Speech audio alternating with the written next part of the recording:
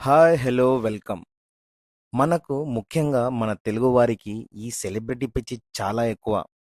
మనము రాజకీయ నాయకులను, క్రికెటర్లని, సినిమా హీరోల్ని, అలాగే లాస్ట్‌కి సోషల్ మీడియాలో కనిపించే ఇన్‌ఫ్లుయెన్సర్‌లను కూడా మనం పిచ్చిగా ఫాలో అవుతుంటాం. ఇంకా మనకు నచ్చిన సెలబ్రిటీనైతే నెత్తిన పెట్టుకుంటాం.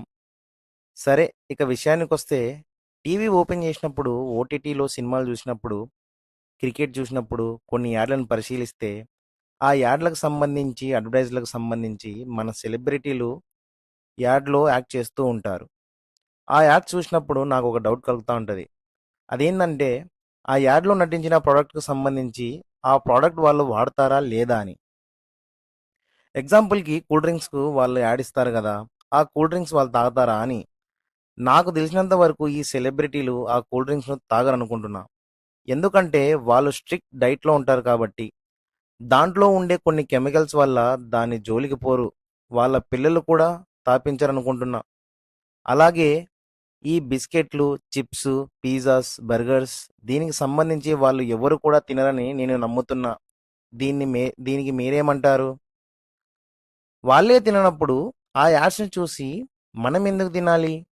మనమెందుకు ఆ సాఫ్ట్ డ్రింక్స్ తాగాలి? ఒకసారి ఆలోచించుకోండి. ఇది నా సొంత అభిప్రాయం. బహుశా నా అభిప్రాయం తప్పు కాకపోవచ్చేమో చెప్పలేం.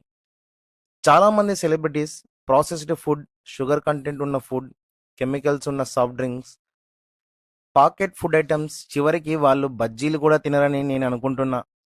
మరి మనం ఎందుకు తినాలో ఒకసారి ఆలోచించుకోవాలి.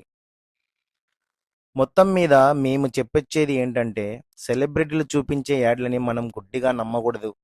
వాళ్ళు ఒక ఐటెమ్ ప్రమోట్ చేస్తున్నారంటే, ఒక ఫుడ్ ఐటెమ్ ప్రమోట్ చేస్తున్నారని మనం గుడ్డిగా దాన్ని తాగడం, తినడం ఎంతవరకు సమంజసమో ఒకసారి ఆలోచించుకోవాల్సిన అవసరం ఉంది.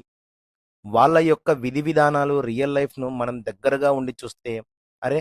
మనం వీళ్ళని చూసి ఇలా ఫీల్ అయ్యామే అని ఖచ్చితంగా అనుకుంటాము అని నేను అనుకుంటున్నా. దీని గురించి మీ అభిప్రాయం ఏంటో కామెంట్స్ రూపంలో తెలియజేయండి. ధన్యవాదాలు.